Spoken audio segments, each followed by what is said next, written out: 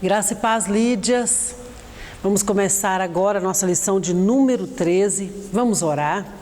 Senhor, nós te louvamos por tudo quanto o Senhor tem dado às nossas vidas, pelo precioso momento que o Espírito Santo nos concede de aprendermos um pouco mais a Tua Palavra. Venha, Senhor, falar aos nossos corações, fazer, ó Deus, a obra em nossas vidas e que nós possamos, ó Pai, nos alimentarmos da Tua Palavra e darmos fruto desta Palavra. Em nome de Jesus, nós te louvamos e te agradecemos. Amém. Lição de número 13, 26 de setembro de 2021. Nós chegamos hoje na última lição do trimestre, do terceiro trimestre de 2021. Um trimestre que foi bastante rico, onde nós aprendemos sobre os reis de Israel e Judá, o período após Salomão, quando Deus divide os reinos, as 10 tribos do norte e as 2 tribos do sul, que é Judá e Benjamim. E nós vimos como o povo de Israel e o povo de Judá se comportou diante de Deus nesse período e o que os reis fizeram. Nós tivemos 200 anos de reino do norte, com 19 reis que só fizeram o que era mal diante do Senhor. E nós tivemos 345 anos no Reino do Sul, que era um rei que já estava estabilizado antes, que nós tivemos a partir de Salomão 20 reis. 12 fizeram o que era mal diante dos olhos do Senhor e 8 reis procederam corretamente e agradaram a Deus. Então nós vamos fechar hoje essa última lição. No próximo trimestre nós vamos falar de um personagem da Bíblia, de um homem da Bíblia, que mudou a história do mundo. Claro que Jesus é quem trouxe total mudança para nós e redenção, mas este homem, ele deixou palavras muito ricas de ensinamento e que impactam nossas vidas até hoje, que é o apóstolo Paulo. Nós vamos falar sobre Paulo no próximo trimestre, uma lição riquíssima, que vai nos abençoar muito na nossa vida diária com Deus. Neste trimestre nós falamos sobre o plano de Deus para Israel em meio à infidelidade da nação e as correções e ensinamentos divinos no período dos reis de Israel.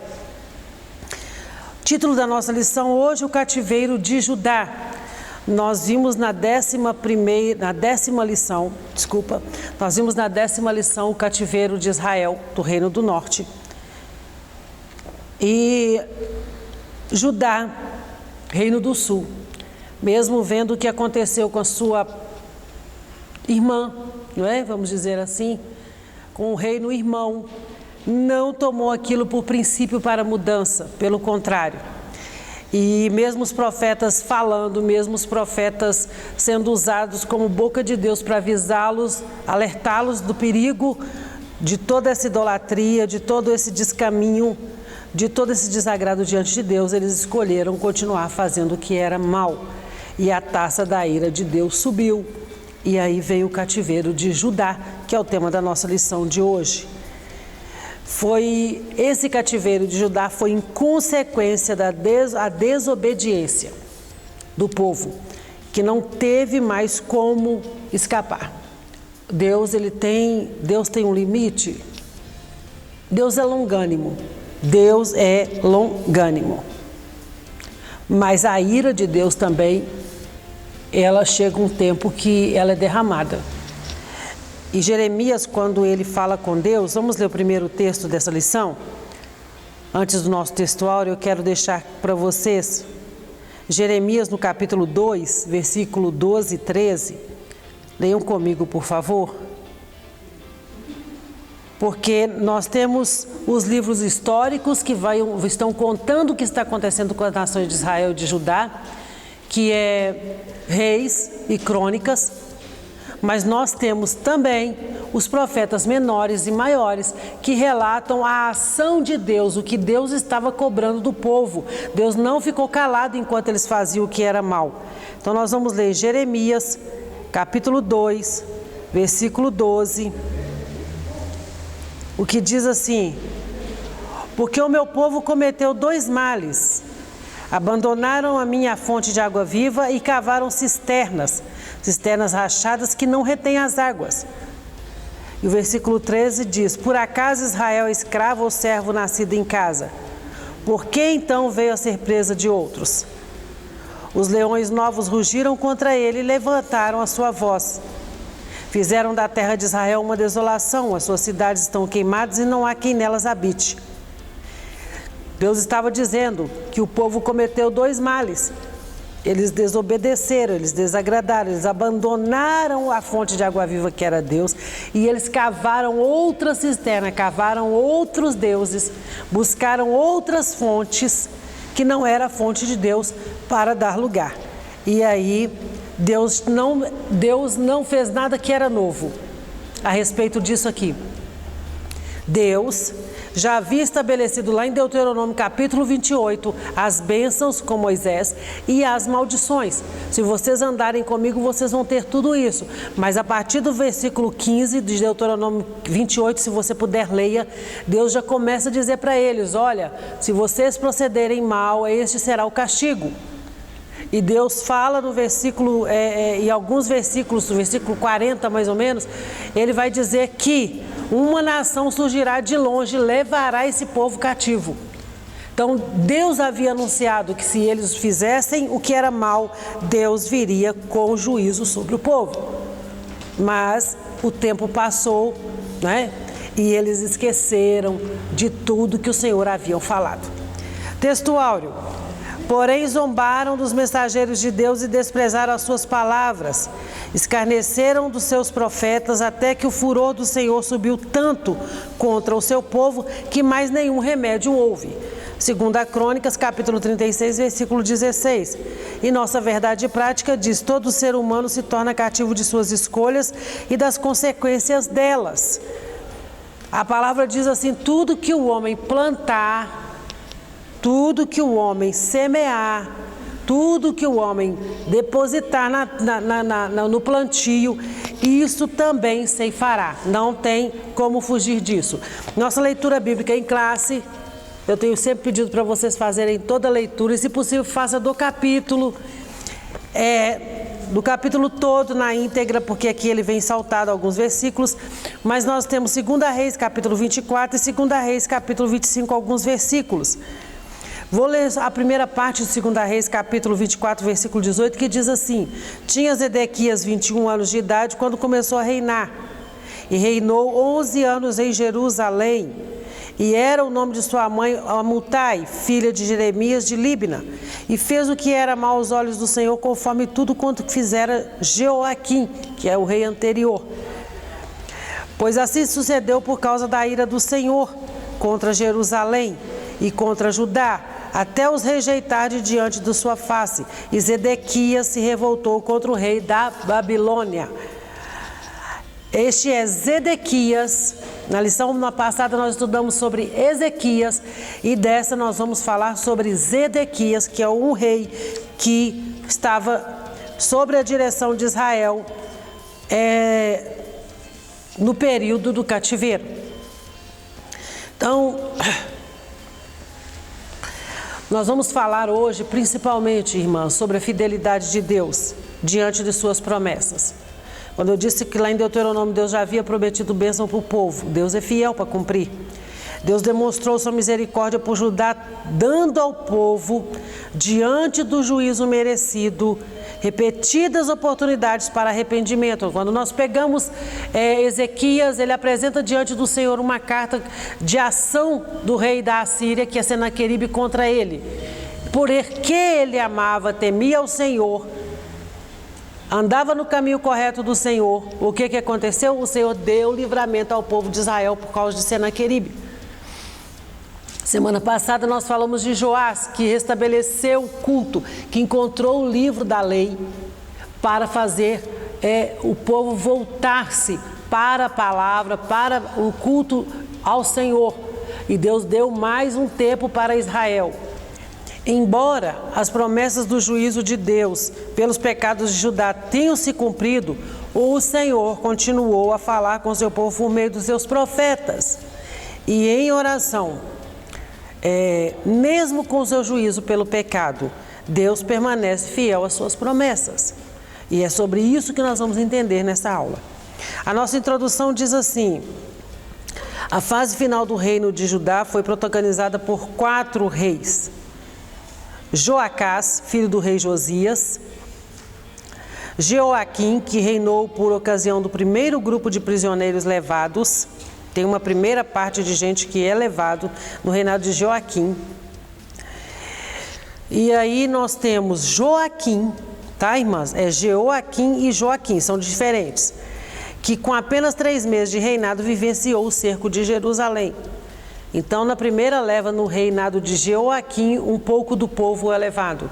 No reinado de Joaquim, Jerusalém é sitiada, é cercada. E por causa de Nabucodonosor, que já estava fazendo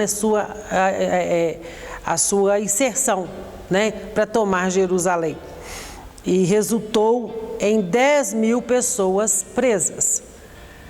Nós conhecemos muito bem a história de Daniel e seus amigos que foram levados para o palácio de Nabucodonosor. Nós conhecemos muito bem essa lição. E nessa lição veremos Edequias rebelando-se contra o rei de Babilônia, causando um novo cerco que durou 18 meses e finalmente resultou na queda definitiva de Jerusalém. Osana, durante esse período todo, se o povo tivesse se arrependido e voltado para o Senhor, Deus teria dado livramento? Sim, Deus teria dado livramento. Porque Deus ele é longânimo, 345 anos. Nós temos 20 reis. Ao longo desse período, dos 8 reis que fizeram o que era bom, Deus foi retendo. Tinha aquele que fazia o que era mal e Deus retinha a ira.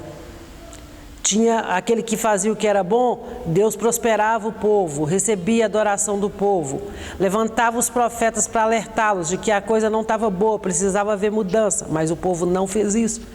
E os últimos 4 reis, eles acabaram por, vamos dizer assim, fechar a tampa, derramar a última gota, colocar aquela gota que faltava para a taça derramar.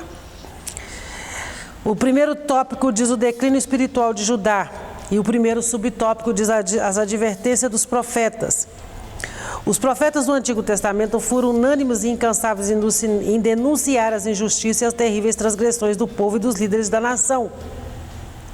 A classe dos jovens está estudando sobre os profetas menores, pequenos. Não quer dizer que eles eram pequenos em importância, é porque são menos livros. Isaías, Ezequiel e Jeremias são livros grandes, que tratam do mesmo assunto, mas os menores é porque são livros que têm um capítulo, 2, 3. E nós vamos pegar Joel, nós vamos pegar Malaquias, que são livros que vão falando sobre esse tempo. E Zacarias. Nós temos alguns livros que falam especificamente para o Reino do Norte, mas tem outros profetas que falam para o Sul e para o Norte. Deus não deixou os profetas se calarem. Deus sempre tem um remanescente. Deus sempre tem aquele último que vai ficar, que não vai se dobrar, que vai falar aquilo que precisa falar. E nessa geração que nós estamos vivendo, Deus tem profetas. Deus tem levantado homens e mulheres que não se curvam diante do sistema para continuar falando daquilo que Deus está chamando o povo para a atenção.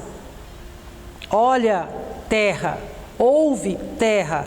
Jeremias tem um texto que diz, ouve, ó terra. E nós não paramos para ouvir. Deus tem levantado, não diga assim, essa geração está perdida porque ninguém mais ouve Deus. Mentira. A palavra de Deus é uma revelação para nós. A Bíblia é uma revelação para nós. E Deus tem levantado homens e mulheres comprometidos com essa palavra. Todos foram taxativos em dizer que aquelas indicações, especialmente contra o pecado de idolatria, já estavam excedendo as medidas de Deus. E Deus deu um tempo para arrependimento. Em Apocalipse Deus fala, olha, eu dei um tempo para todos se arrependerem. Só que o povo não foi para o arrependimento. Havia alguns poucos que estavam diante do Senhor, mas a grande maioria se deixou perder. Eles faziam tudo que desagradava a Deus. Tudo que desagradava a Deus, o povo escolheu fazer assim, vamos fazer o que é ruim? Vamos pecar? Vamos, então vamos. E pronto. E aí, nós temos Gênesis, capítulo 15, versículo 16, onde o Senhor já deixa claro para o povo de Israel como que ele agiria.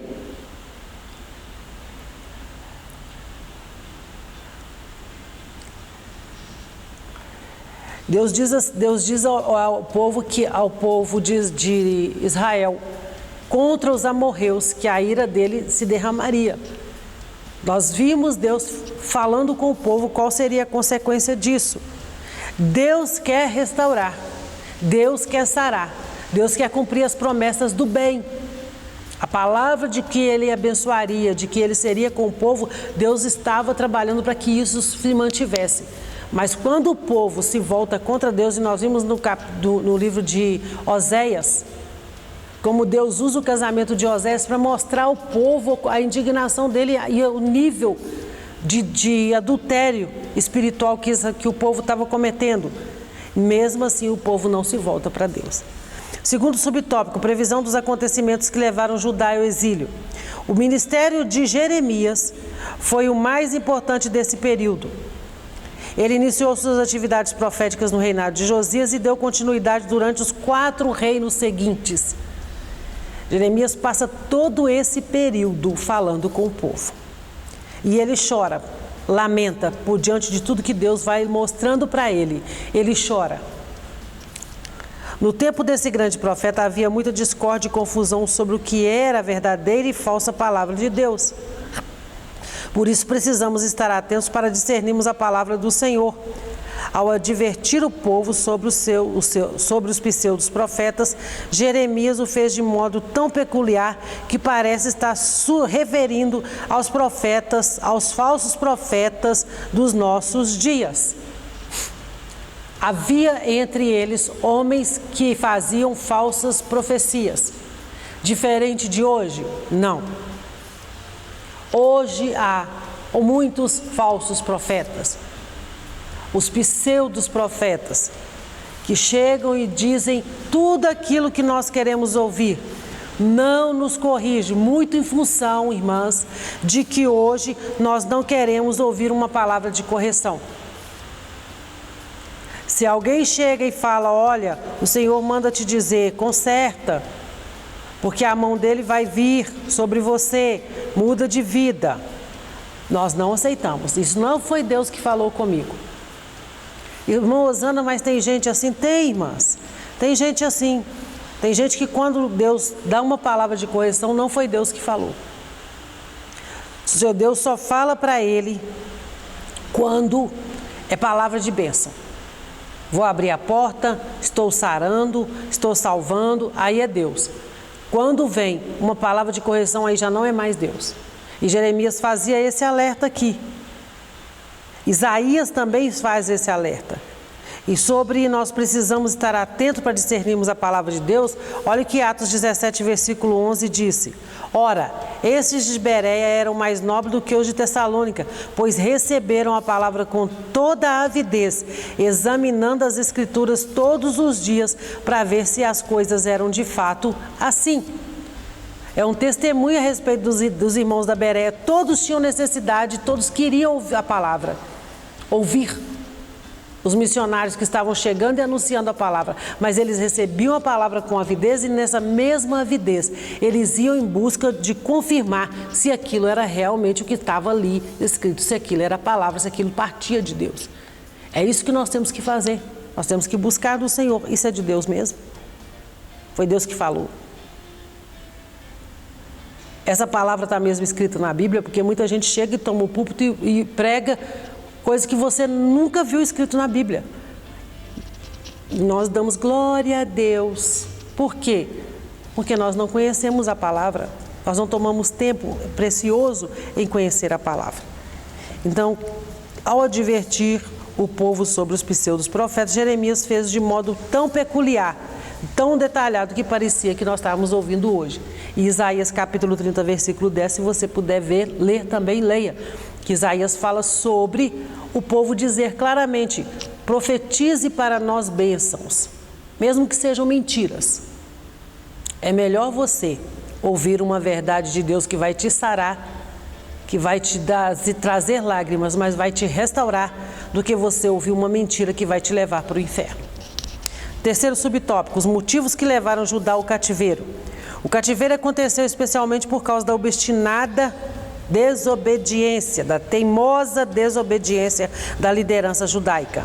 Essa posição é consolidada por vários outros profetas, dentre eles Miqueias.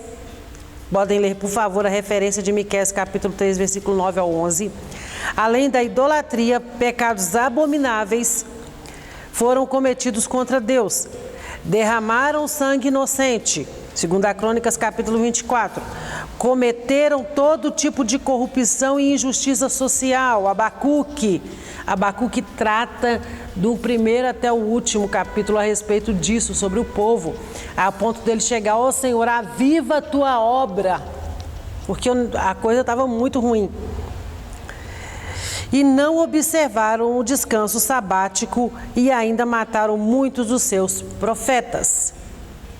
Uma das questões que Deus levantou e apresenta para Jeremias, porque estava levando o povo cativo, é porque Deus tinha falado com o povo: vocês precisarão trabalhar na terra 6 anos e no 7º ano a terra deve descansar. Eles se perderam tanto naquilo que eles queriam de prazer para eles, de viver o que satisfazia a carne deles, aos deuses que eles estavam adorando, que eles esqueceram disso. Então, chegava ao final do 6º mês, onde deveria guardar o ano sabático, eles passavam o trator por cima disso e não guardaram mais os anos, o 7º ano para a terra descansar. E aí a conta chega, né? Deus, ele corrige para arrependimento. E para esse arrependimento gerar restauração. Por isso que Deus nos corrige.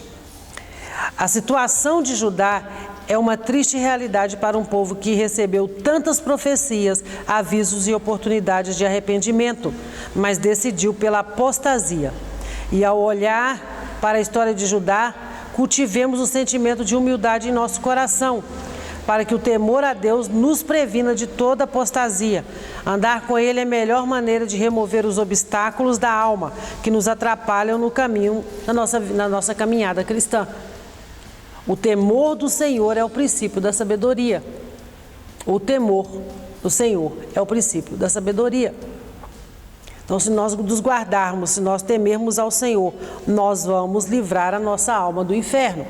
Mas se nós escolhermos andarmos por caminhos duvidosos, por caminhos que só agradam a nossa carne, nós vamos nos perder do céu. E o céu está logo ali, irmãs. Nós estamos vivendo dias muito terríveis. E a igreja do Senhor precisa estar alerta, se levantar como profetas da verdade nessa geração e fazer o que é reto diante dos olhos do Senhor, porque a ira do Senhor está para ser derramada. Síntese do tópico 1 diz assim: os motivos da ruína de Judá foram a idolatria, a rebeldia, a injustiça e a desobediência por parte da liderança. A situação de Judá é uma triste realidade para um povo que recebeu tantas profecias, avisos e oportunidades de arrependimento, mas decidiu pela apostasia. Não adianta você ficar correndo atrás de profeta se você ouve o que o profeta diz, mas continua fazendo o que é errado. Não adianta. Você precisa optar, escolher. O povo coloca, Deus tem uma passagem que nós conhecemos bastante, que Deus diz assim: eu coloco diante de vocês agora a bênção e a maldição. Escolha, pois, a bênção. E muitas vezes Deus fala: eu coloquei diante de você a bênção e a maldição. Você vai lá e bate o botão da maldição. Ah, não estou nem aí não. Vou viver minha vida e problemas. Deus depois me perdoa. Tem coisa que não dá tempo não. Segundo tópico, a obstinação de Zedequias e sua queda, ou a teimosia de Zedequias e sua queda. A teimosia de Zedequias. Zedequias, o último rei de Judá, não entendeu bem a exata conjuntura em que a nação se encontrava e, por sua própria conta, resolveu não dar ouvido à voz dos profetas. Perigo para a nossa vida isso. Zedequias fez constantes ameaças a Jeremias e até tentou mantê-lo submisso aos seus caprichos. Mas Jeremias, como homem de Deus, não se deixou corromper. Antes, proferiu toda a palavra do Senhor. Jeremias não se dobrou ao sistema. Jeremias não se dobrou ao rei. Lá pelo capítulo 38 de Jeremias, ele é preso, jogado num poço. E o rei não pode fazer nada para poder tirá-lo de lá. E Deus usa a vida de um eunuco, servo do palácio. Fala assim: o senhor me dá autorização, já que o senhor não pode ir lá, eu posso? Se o senhor me der autorização, eu vou tirar Jeremias do poço. E aí ele junta vários panos, porque não havia nem uma corda que ele pudesse usar. Ele junta vários pedaços de panos, estende dentro do poço e retira Jeremias dali. E por causa dessa ação desse eunuco, quando vem a destruição sobre Jerusalém e que o povo é levado, Deus dá livramento para a casa desse homem. Não é eunuco, é etíope. Desculpe, eu troquei as palavras. Um etíope que chega ali e tira Jeremias, e Deus dá livramento para a casa dele. Então, Zedequias, ele escolheu fazer o que era mal e não ouvir a voz de Deus. Tem gente que é assim, deliberadamente não ouve Deus. Não abre nem a Bíblia para não correr o risco de sair um versículo lá que aponta para ele que ele está fazendo um erro. Segundo subtópico, surdos aos avisos dos profetas. Jeremias advertiu ao rei de Zedequias, dizendo que caso se rendesse à Babilônia, sua integridade seria preservada. Todavia, o rei não deu ouvidos ao profeta, razão de acontecer o que estava previsto. O poderoso exército babilônico invadiu e destruiu Jerusalém. Jeremias capítulo 39, versículo 1. E Zedequias e povo de Judá estavam tão confiantes em sua religiosidade e escolha divina em relação às demais nações, que nem pensavam na hipótese de serem quase aniquilados. Cuidado com eu sou escolhido de Deus. Nada vai me acontecer, eu posso fazer tudo o que eu quiser. Eu já fui predestinado para a salvação, então não importa o que eu faça, Deus sempre vai me livrar. Mentira. O povo confiou na religiosidade deles, numa nação escolhida, onde Deus disse que não deixaria apagar a luz de Davi. Haveria sempre uma referência ali sobre Davi. O povo confiou nisso, que eles poderiam fazer tudo o que eles queriam, que Deus jamais deixaria outra nação se levantar, porque eles já tinham vivido isso por anos. Quantas vezes Deus entrou com o povo numa batalha e o povo saiu vencedor? Numa história muito recente para esse povo aqui, digamos em tempos, é o próprio Ezequias. Ezequias, Deus dá livramento a ele de Senaqueribe quando não havia já dado para o povo de Israel no reinado de Oséias, que havia sido bem ali perto. Então, eles viram a nação de Israel sendo levada cativa pelos assírios, e quando Senaqueribe sobe contra eles, eles são vencedores. Então, isso faz o sentimento de que nada vai me acontecer. E porque nada vai me acontecer, eu não preciso dar ouvido a essas coisas. Eles optaram em colocar essa religiosidade deles acima daquilo que Deus tinha falado. Porque Deus não deixou eles enganados em nenhum momento, não. Não, Deus não deixou.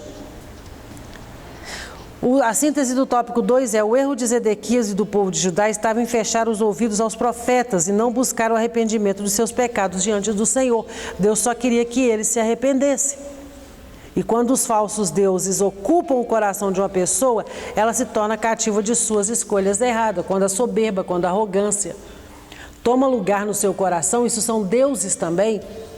Você acha que você está acima do bem e do mal, não importa quem Deus use para falar com você, você continua fazendo o que você está fazendo, que você pensa que Deus não vai trazer juízo sobre você, é onde vem a sua queda. É onde veio a queda do povo de Israel. E Zedequias passou, então, por esse cativeiro, porque Deus havia dito para ele assim, olha, leiam Jeremias, irmãs. Deus havia dito para ele assim, olha, Zedequias, faça o que eu estou te mandando. Deus dá uma ordem através de Jeremias para que Zedequias obedeça. Se entregue para Nabucodonosor, porque eu vou resolver o problema. Você não vai ser morto, sua casa não vai padecer, só se entregue. Mas não, o que Zedequias faz? Zedequias, ele conseguiu escapar por uma abertura na muralha da cidade e fugiu para os lados de Jericó. mas logo foi capturado e conduzido à presença de Nabucodonosor, que na ocasião estava alojado na Síria, na cidade de Ribla. E nessa cidade o rei de Jerusalém teve de presenciar, olha que terrível, a execução de seus filhos. Depois vazaram-lhe os olhos e conduziram-no para a Babilônia. Mesmo ele sabendo que ele corria risco de vida, que se ele obedecesse o Senhor era melhor, ele prefere fugir. E ele é capturado e Deus permite que aconteça tudo que tinha falado com ele que faria. Irmãos, Deus não dorme. Deus, ele vela pela palavra dele para cumprir. Deus, lá em Deuteronômio, ele fala com o povo: se vocês fizerem o que é bom, vai ser assim. Mas se vocês andarem por caminhos errados, eu vou trazer juízo e será assim. E o povo esqueceu. Isso antes do povo entrar em Canaã. Depois o povo entra em Canaã, a nação expande, vem vários reis. Vem o período dos juízes, depois eles querem um rei, Deus dá um rei que é Saul. Depois de Saul vem Davi, vem Salomão, separa as tribos. Eles veem Israel sendo levado, mesmo assim eles optam em fazer o que é mal, sabendo que o juízo estava à porta. Nós somos bem assim. Muitas vezes nós escolhemos andar pelo nosso próprio caminho, sabendo que é o caminho perigoso, mas nós queremos a adrenalina de saber que está fazendo o que é errado. Cuidado com essa adrenalina, com andar na contramão de Deus. Terceiro e último tópico fala: Jerusalém é cercada e levada cativa. Primeiro subtópico, a destruição da cidade santa e do templo.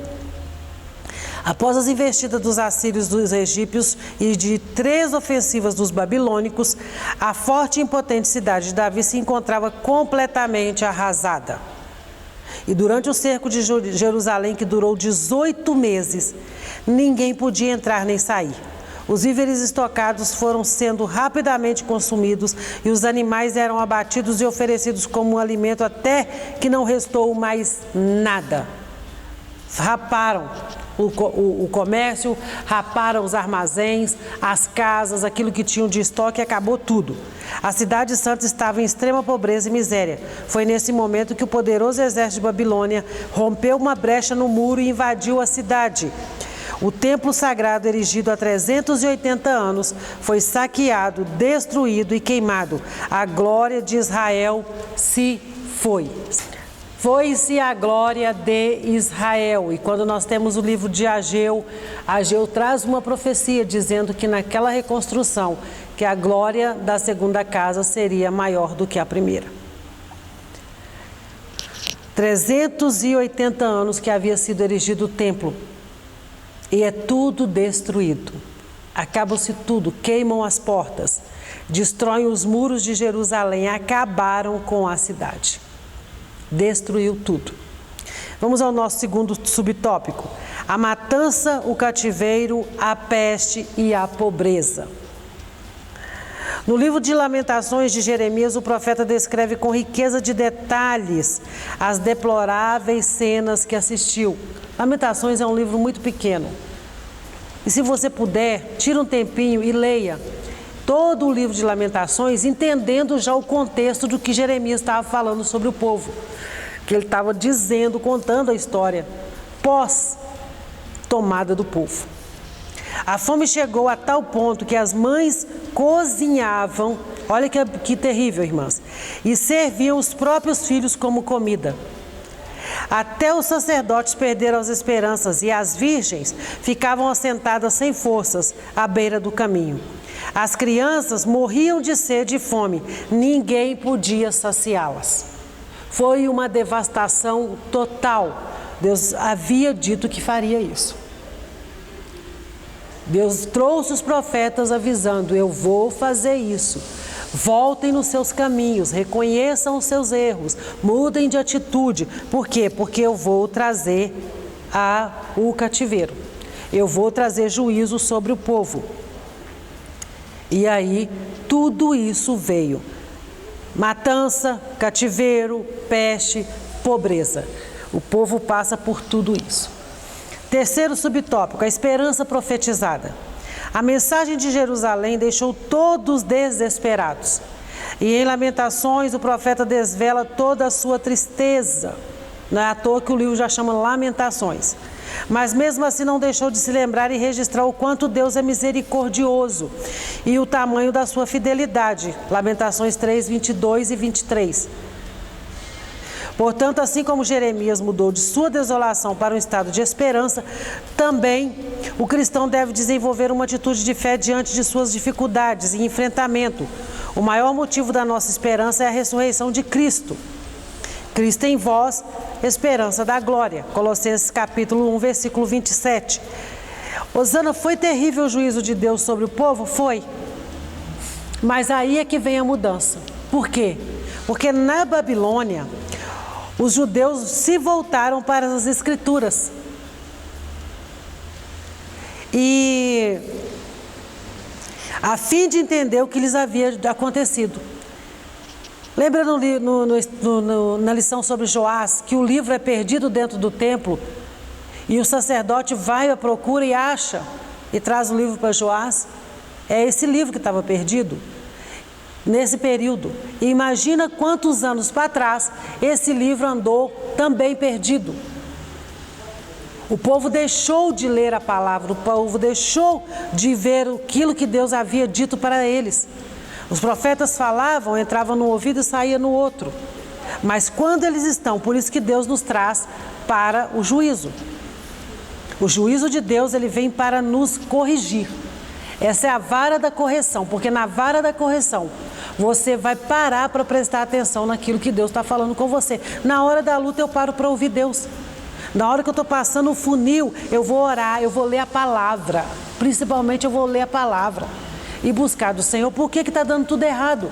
Por que nós esperamos chegar nesse estágio para poder ouvir Deus e não paramos para ouvir Deus quando está tudo bem? E aí o que o povo faz? De forma decisiva, rejeitaram a idolatria. Tudo aquilo que Deus tinha pedido para eles, não façam. Quando eles estavam diante do cativeiro, eles rejeitaram a idolatria e depois do cativeiro, a nação nunca mais foi atraída para a adoração de falsos deuses. Abominaram. A partir daí, ninguém mais teve outros deuses. E enquanto estavam na Babilônia, o sistema de estudo e oração nas sinagogas foi instituído. Um sistema que manteve o foco de Israel nas Escrituras até o dia de hoje. Israel muda de atitude durante o cativeiro. Então eles são corrigidos, a vara desce com vigor sobre eles, a correção desce com vigor. Eles vão a um arrependimento profundo a ponto de não mais praticarem aquilo e, sobretudo, eles voltam para a adoração a Deus. E Jeremias, em Lamentações, ele vem dizendo, ele vem falando da esperança.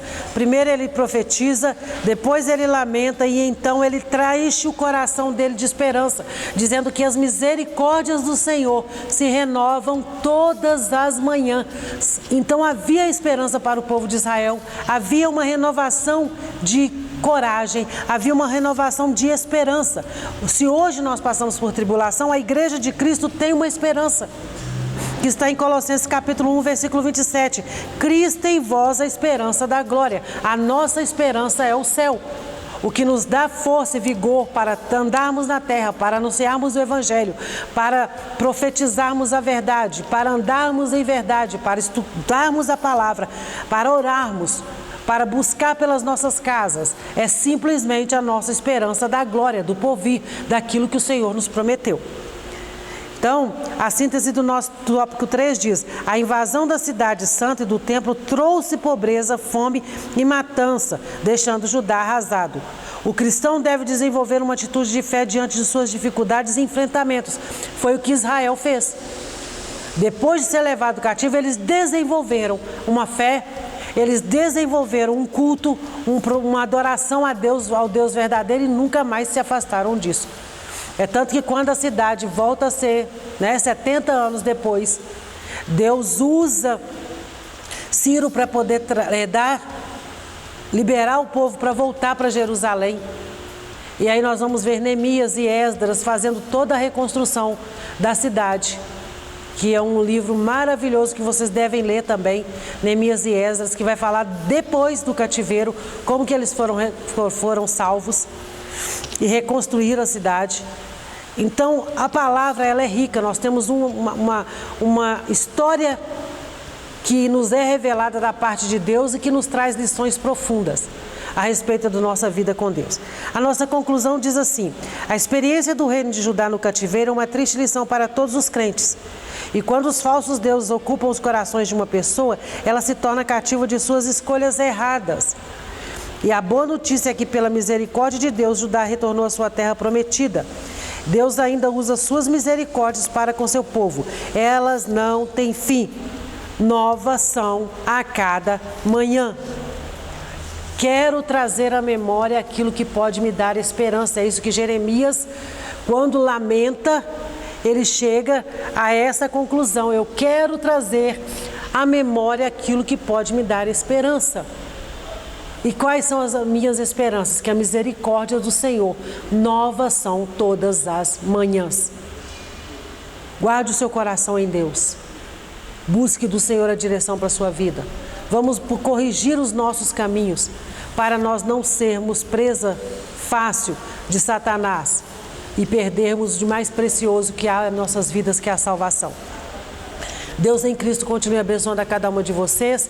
No próximo trimestre nós estaremos juntos para a honra e glória do nome de Jesus, se Ele assim permitir, aprendendo mais da palavra do Senhor. Vamos orar?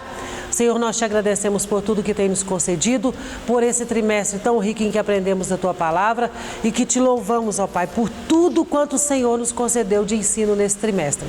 Seja com cada um dos nossos irmãos, ó Pai, dando graça, tendo misericórdia, a cada manhã se renovando sobre as nossas vidas. No nome de Jesus nós te agradecemos. Amém.